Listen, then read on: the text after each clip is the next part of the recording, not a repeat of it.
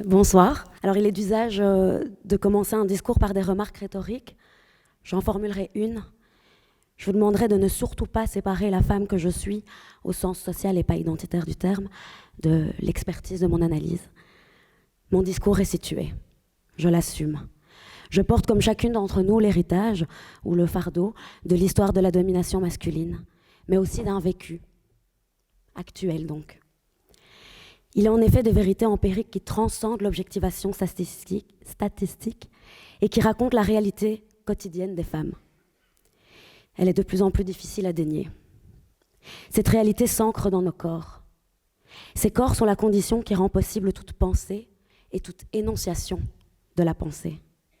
Nous sommes nos corps. Nos corps violés, nos corps blessés, stérilisés, mutilés, vitriolés, humiliés, traumatisés, divisés, voilés de force, normés, exotisés, empêchés, évalués, qualifiés, périmés, harcelés, prostitués par la contrainte physique, économique ou administrative, nos corps échoués ou immigrés, nos corps armés, nos corps jamais en paix ou comme armes de guerre, emprisonnés, en transition, nos corps vendus, en location, contrôlés, mis en vitrine, en magazine, en boîte, 6 pieds sous terre.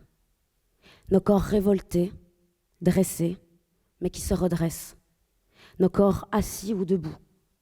Nos corps résilients, nos corps résistants, nos corps défendants et procréants.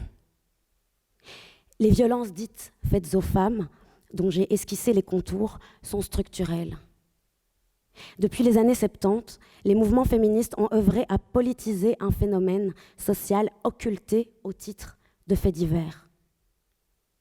Ces mouvements de femmes ont montré la manière dont ces violences constituent un des rouages essentiels de l'oppression des femmes. Contrairement aux violences intermasculines qui revêtent plutôt un caractère public et spectaculaire, bagarre, guerre, agression, les violences faites aux femmes sont plutôt quotidiennes, dans le sens de répétitives et systémiques, dans la proximité, par un proche, son conjoint, son oncle, dans l'espace privé, dans son domicile. Le privé est politique. Le contrôle du corps des femmes, pilier de la domination masculine, qui s'est exercé selon des modalités différentes en fonction des époques et des civilisations, a pour levier la maîtrise institutionnelle de la sexualité des femmes et de leurs capacités reproductives. Les violences systémiques et structurelles faites aux femmes viennent également au service de ce contrôle. Dans l'espace public comme dans l'espace privé, en temps de guerre, en temps de paix. La section pénale de notre code commenté contient des commentaires doctrinaux relatifs aux infractions qui tendent à réprimer ces violences dans l'espace public, par exemple la loi tendant à lutter contre le sexisme dans l'espace public, dans l'espace privé, par le biais de la circonstance aggravante des violences conjugales, par exemple, en temps de guerre, par exemple un commentaire des conventions de Genève de 1949 et les femmes en guerre, ou alors les infractions qui répriment et qui limitent l'autonomie reproductive des femmes. Je pense à la loi qui concerne l'interruption volontaire de grossesse, car pour ceux qui ne le savent pas, c'est toujours une infraction pénale, en tout cas dans les conditions, lorsqu'elle est exercée en dehors des conditions qui sont prévues par la loi. Il contient également un commentaire sur le droit pénitentiaire et le sort des femmes incarcérées. Les commentaires de cette section du Code, comme les autres, ne sont pas exhaustifs. Nous avons dû faire des choix compliqués. Nous posons plusieurs constats et proposons quelques pistes de solutions. Ce code n'est qu'un tremplin, une étape vers un nouveau paradigme, celui de l'intérêt des grilles de lecture féministes du droit et de l'ébranlement de la neutralité du droit. Nous espérons que chacun et chacune d'entre vous l'exploitera pour que les prémices de nos analyses, malheureusement sélectives et imparfaites, puissent se déployer au-delà du texte, dans les universités, devant les tribunaux, dans les cénacles législatifs. Les violences sexistes sont un enjeu fondamental de l'égalité entre les femmes et les hommes. En ce qui concerne la répression de ces violences, les oratrices qui me succèdent vont se concentrer sur les infractions contenues dans le code pénal. Elles vous expliqueront d'où nous venons et se concentreront brièvement sur 2 violences qui sont un fameux frein à l'émancipation des femmes, on l'a déjà dit, les violences conjugales et sexuelles. Je n'aime pas l'expression « lutte contre l'impunité ». Il s'agit surtout d'un combat pour la justice. Il s'agit de se servir des rouages du système pénal, puisqu'il existe, comme outil parmi d'autres, pour parvenir à l'égalité. La justice pénale n'est bien évidemment pas une fin en soi, et donc elle n'est pas exclusive des mesures de prévention, d'éducation. L'enjeu pour nous se situe au niveau du message social qui est envoyé par la culture d'impunité lorsqu'il s'agit de violences machistes, tandis qu'on assiste à un durcissement de la répression pour d'autres types d'infractions. Nous invitons à la cohérence du système. Dans l'état actuel, malgré les débats idéologiques au sein des mouvements féministes auxquels nous sommes sensibles sur la coexistence entre répression et l'utopie féministe d'une société qui ne reposerait plus sur des rapports de domination, on peut difficilement envisager le combat féministe sans évoquer les questions de poursuite et de condamnation effective des violences, car elles sont réprimées textuellement. Elles sont des infractions. Il s'agit aussi d'activer les mécanismes pénaux préventifs qui assureraient une meilleure sécurité aux victimes. Je pense à la loi relative à l'interdiction temporaire de résidence en cas de violence domestique, qui n'est quasiment jamais appliquée. Nous parlons d'abord pour les femmes en tant que classe et groupe social, en pensant aux victimes, à leur sécurité, à l'urgence et à la nécessité de les protéger dès les premières violences, et à l'importance de poursuites dans leur reconstruction et comme moyen d'obtenir réparation. Enfin non, pas réparation, c'est impossible, mais plutôt comme moyen d'indemnisation. Des vies et des carrières sont brisées par ces violences et Fanny, elles ont un coût pour la collectivité, tant au niveau humain qu'au niveau économique. C'est un enjeu collectif. Les pistes de solutions qu'on formule dans le code le sont en conscience des limites du droit et du droit pénal en particulier. Il est en effet déjà trop tard quand on se place sur le terrain pénal, on l'a bien compris. Nous ne nous préoccupons pas tant de l'enjeu répressif ou même pénal au sens strict, sauf à formuler des propositions de peine alternatives aux peines classiques plus adaptées, mais surtout des aspects protectionnels et réparateurs que le système pourrait, compte tenu des exigences pragmatiques et non idéologiques de la réalité, offrir aux victimes. Je terminerai en disant que prendre conscience du sexisme et du caractère systémique et structurel de ces violences pourrait conduire à des réformes transversales plus adaptées aux besoins des victimes. Et là, je vais dire un truc qui n'est pas dans mon texte, mais j'avais peur de parler de cette dernière partie qui concerne la répression. C'est pas facile en tant que féministe, cette question du droit pénal et de la répression. Et que quand j'étais juriste et pas féministe, chaque fois qu'il y a des débats dans la presse et qu'on parle des victimes, je me disais, de toute façon, ces gens ont rien compris. On est éduqués à des sacro-saints, et les juristes le comprendront ce que je veux dire, et les pénalistes aussi, à des sacro-saints principes de présomption d'innocence, de charge de la preuve. Mais ils sont beaucoup trop souvent utilisés quand il s'agit des femmes comme des espèces de gros principes dogmatiques et d'autorité, en fait, qui sont là juste pour cacher les rapports de domination qui sont sous-jacents. Et donc maintenant, en fait, depuis qu'on travaille avec des associations de terrain, depuis qu'on écoute les femmes et leurs témoignages, et franchement, j'ai changé d'avis et je suis beaucoup plus attentive à cette place des victimes, même si certains plaident pour qu'on les efface totalement du cénacle, enfin en tout cas de la procédure pénale. Voilà, je vous remercie. Je passe la parole à Rihanna Simone.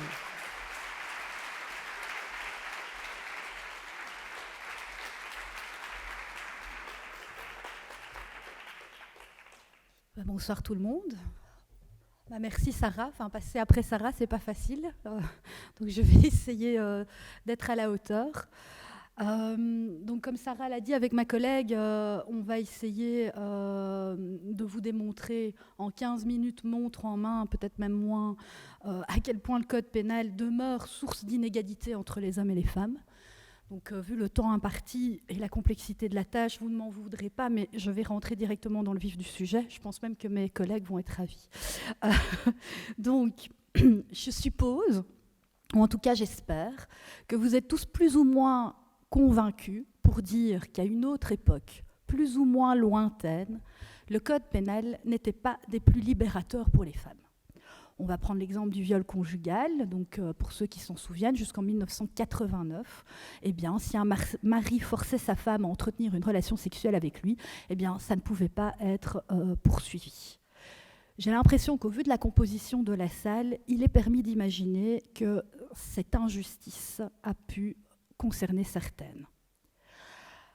Alors aujourd'hui, je ne crois pas qu'on trouve des dispositions à ce point caricaturales dans le Code, ce qui démontre finalement qu'il y a bien une évolution. Mais néanmoins, les inégalités devant la loi pénale continuent de se manifester, et le problème, c'est qu'elles se manifestent de manière beaucoup plus sournoise et beaucoup plus cachée. Prenons l'exemple des violences conjugales. C'est un enjeu par excellence en matière des droits des femmes. Est-ce que le Code pénal aborde la question des violences conjugales de manière adéquate ? Pour répondre à cette question, je suis obligée de passer par un petit détour et de revenir sur les spécificités des violences conjugales. Les violences conjugales, c'est un fléau pour notre société. C'est un phénomène grave, d'ampleur mondiale. Il n'y a pas une société de par le monde qui est épargnée par ce phénomène. Les violences conjugales tuent. Une femme en France meurt tous les 3 jours sous les coups du conjoint. En Italie, c'est une femme tous les 2 jours et demi. Il s'agit d'actes de violence qui, contrairement à d'autres formes de violence, se caractérisent par un contexte qui va avoir un impact sur la victime à se protéger, mais aussi sur sa capacité même à comprendre la dangerosité de la situation. Dans les violences conjugales, on a ce qu'on appelle le phénomène d'emprise. Le bourreau, il a pris le contrôle de sa victime. Dans les violences conjugales, il y a la peur. La victime, elle est tétanisée. Et c'est ce qui permet d'ailleurs, je ne sais pas s'il y a des parquetiers ici, mais en tout cas, c'est ce qui permet souvent de distinguer un conflit d'une violence conjugale, c'est la peur. La violence conjugale s'inscrit dans le temps. Et ça aussi, c'est très important à en tenir compte, parce qu'il va y avoir un phénomène d'accoutumance de la part de la victime. Ça va aller de plus en plus loin sans même qu'elle s'en rende compte. La violence conjugale, elle s'exprime de manière très variable. Ça va de la simple insulte au meurtre. Et on passe d'un stade à l'autre très rapidement. Donc on le voit, la violence conjugale, c'est un phénomène global, complexe, grave, et qui touche majoritairement les femmes. Et qu'est-ce que dit le Code pénal par rapport à ça ? Le Code pénal, en fait, il ne dit pas grand-chose. Le terme même de violence conjugale, il n'existe pas dans le Code pénal. Si on veut aborder la question des violences conjugales à travers le Code pénal, on devra soit avoir égard aux infractions de droit commun, soit encore l'article 410, paragraphe 2 du Code pénal, qui va instaurer en circonstances aggravantes le fait pour un conjoint de porter des coups sur son autre conjoint. On va aussi avoir l'article 458 bis, qui est relatif au secret professionnel, mais à part ça, on n'a pas grand-chose qui vient aider. Pour comprendre à quel point c'est inadéquat, je vais partir d'un exemple. Imaginons, voilà, on a Sophia. Sophia, c'est la petite amie de John. Le 1er janvier, ça déborde. John lui fout une paire de claques, devant témoins, qui en plus ont filmé la scène. Donc autant dire, ça c'est un bon dossier pour le parquet. Le dossier est donc bien ficelé. Au moment où Sophia dépose plainte, elle indique aux policiers qu'en fait, les violences, elles ont commencé il y a bien longtemps. C'est depuis le mois de janvier 2017, et là on est en 2020. John, il la dénigre, il la contrôle, il lit ses SMS, il l'isole, parce qu'il dit qu'il n'aime pas ses amis, il n'aime pas sa famille. À force de pression, elle a perdu confiance en elle. Elle a renoncé même à obtenir une promotion, tellement elle était complètement à bout. Cela a entraîné d'ailleurs une dépendance économique, et John, il n'hésite pas pour en jouer. Elle commence en plus à avoir très peur de lui, et il se montre de plus en plus contrôlant. Donc qu'est-ce qu'on a là ? On a la violence physique. Moi, je n'ai pas trop peur pour la violence physique, je pense qu'on aura une réaction judiciaire adéquate. Mais on a aussi le dénigrement, la violence psychologique, la violence économique. Et ce sont des violences qui ont perduré pendant des années et qui ont permis l'aboutissement de la violence physique. Comment ça va se traduire en justice alors ? Il y a de fortes chances qu'au niveau pénal, on obtienne un jugement qui ne parlera que de la scène de coup du 1er janvier 2020, avec une période infractionnelle de 1 jour, et dans lequel on va effectivement condamner John pour ce qu'il a fait, mais pour ce qu'il a fait une fois. Donc pour Sophia, ça risque d'être quand même difficile. Ça risque quand même d'être perçu comme une injustice. Parce que comme elle l'a dit, les violences, elle les subit depuis longtemps.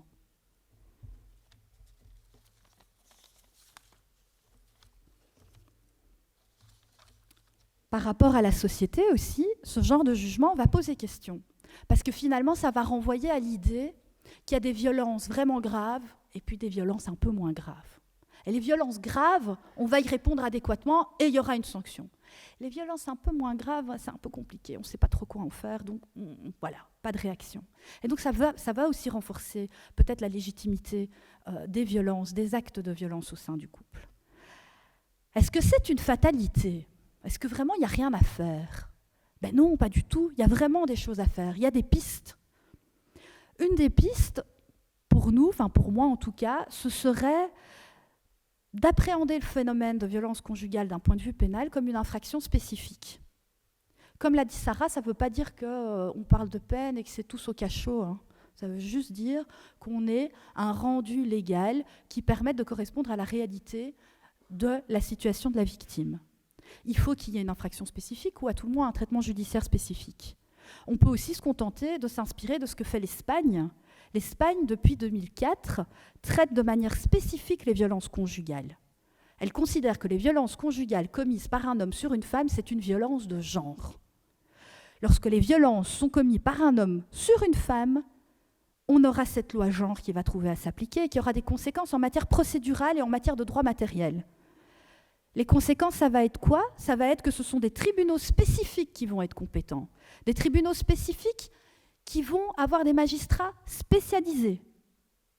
On va avoir un décloisonnement des procédures civiles et pénales. Pour reprendre ce que mes collègues ont dit en matière civile, ça voudrait dire que la question des hébergements des enfants ne serait plus traitée de manière distincte de la question de la répression pénale des violences conjugales. En Espagne, ils ont même été jusqu'à incriminer toute une série de comportements tels que le mauvais traitement, la contrainte légère et même les vexations mineures qui sont commises sur le conjoint. Et ça va permettre peut-être, si Sophia était espagnole, pas de la réparer, comme disait Sarah, c'est impossible, mais au moins lui donner un espace dans lequel elle aura pu faire entendre ce qui a été vécu, et elle aura eu un endroit où elle aura pu exprimer sa parole et être vraiment entendue. Alors moi, je vais faire court, hein, comme j'ai dit, donc je vais finir par un petit syllogisme, parce que je sais que les juristes, ils aiment bien ça. J'espère vous avoir convaincu que les victimes de violences conjugales étaient pour l'instant encore mal protégées. J'espère vous avoir convaincu que les victimes de violences conjugales sont majoritairement des femmes.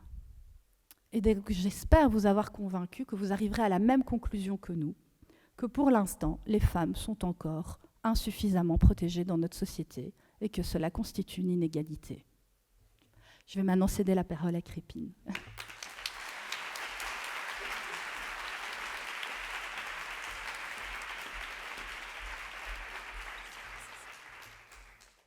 Bonsoir à tout le monde. C'est un grand plaisir d'être présente avec vous ce soir. Avant de commencer, je souhaiterais vous demander de faire preuve d'indulgence, car ma langue quotidienne n'est pas le français, mais bien le néerlandais. Ensuite, je souhaite aussi préciser que parler d'un sujet complexe comme les violences sexuelles ne peut pas être abordé de manière approfondie en quelques minutes, donc je vais vous parler de manière générale. Et je renvoie au code pour plus de précision. Comme Sarah l'a dit dans son introduction, les violences sexuelles sont principalement des violences faites aux femmes qui doivent être étudiées dans le monde patriarcal qui caractérise notre société. Elles sont les conséquences d'une représentation ancienne du corps des femmes et de la sexualité. Le traitement judiciaire de ces violences aussi. Les violences sexuelles sont des violences sexistes parce que les victimes sont majoritairement des femmes, mais surtout parce que les auteurs sont majoritairement des hommes.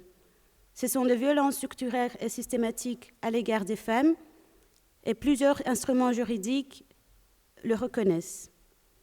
Cela ne veut pas dire que les violences sexuelles commises sur un homme sont moins graves, bien sûr. Toutes les violences sexuelles sont des graves atteintes aux droits fondamentaux de tout être humain et une meilleure compréhension du phénomène social permet de mieux protéger tous les individus des violences. Dans le cadre des violences sexuelles, on entend aussi beaucoup parler de culture de viol. Mais qu'est-ce que cela signifie en réalité ? Cette expression veut faire comprendre que les violences sexuelles ne sont pas juste des violences individuelles et qu'elles ne mettent pas seulement en cause la responsabilité des individus.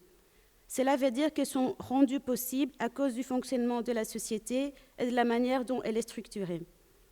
Les violences sexuelles sont aussi nombreuses parce qu'elles bénéficient d'une culture d'impunité dans la société à cause des clichés sexistes. On constate une minimisation des violences, un silence des victimes, leur manque de protection, le peu de poursuites pénales, qui n'est pas que lié à la charge de preuves, et une tendance à inverser les culpabilités.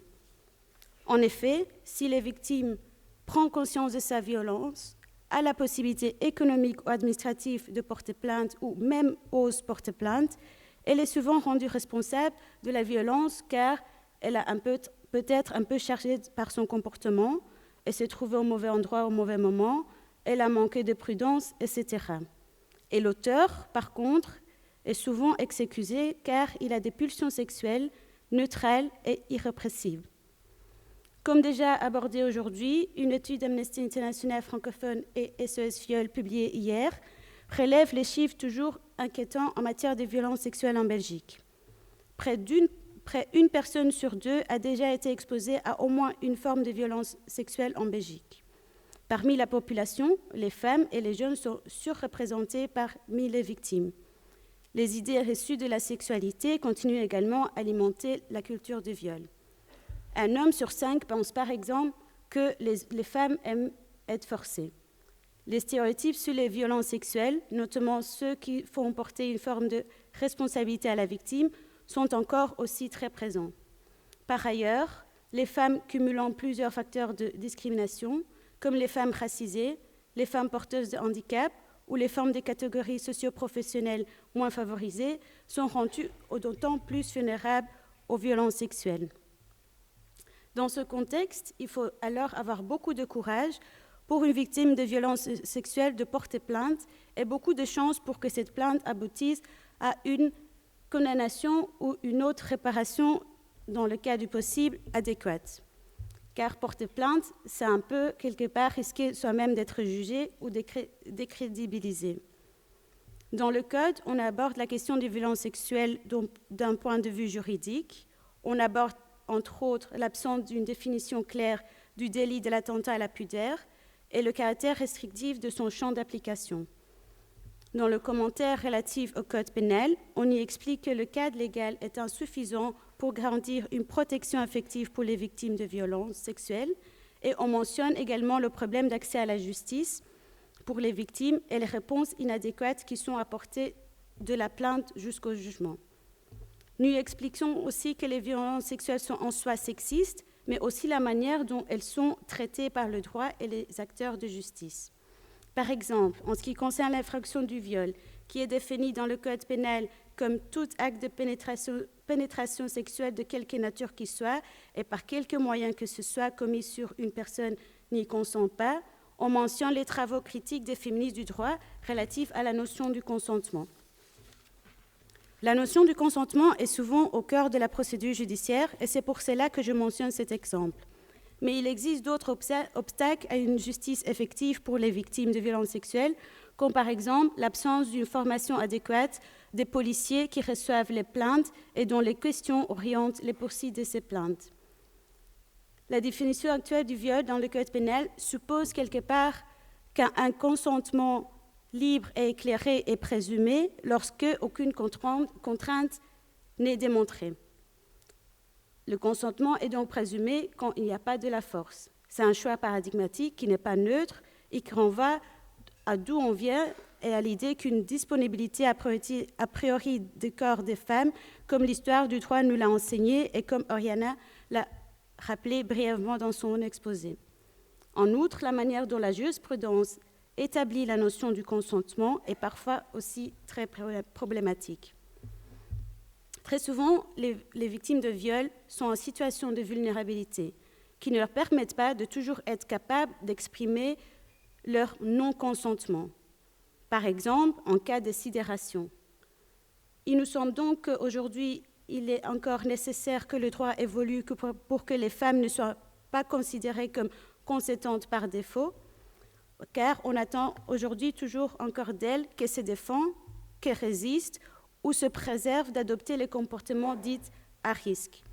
Plutôt de se concentrer sur l'empêchement de l'agresseur de violer et de lutter contre le système qui permet une telle banalisation de faits de violence sexuelle. Comme source d'inspiration ou comme piste de solution pour améliorer la protection des victimes du viol, on peut citer par exemple la loi canadienne où le consentement au Canada doit être un accord libre, volontaire et sans pression. Le législateur pourrait également prévoir une définition du consentement incluant un nombre de circonstances où le consentement ne peut être donné librement où le consentement ne peut être librement donné, comme prévu depuis 2017 en Irlande. En effet, dans la loi irlandaise, en dehors de certaines circonstances, il est exigé que l'auteur apporte une preuve des mesures prises afin de vérifier si la plaignante ou la survivante était consentante. Ceci me semble d'être un bon début de réflexion pour améliorer la protection et la justice envers les victimes de violences sexuelles. Et nous proposons également d'autres pistes de solutions dans le Code. Je vous remercie.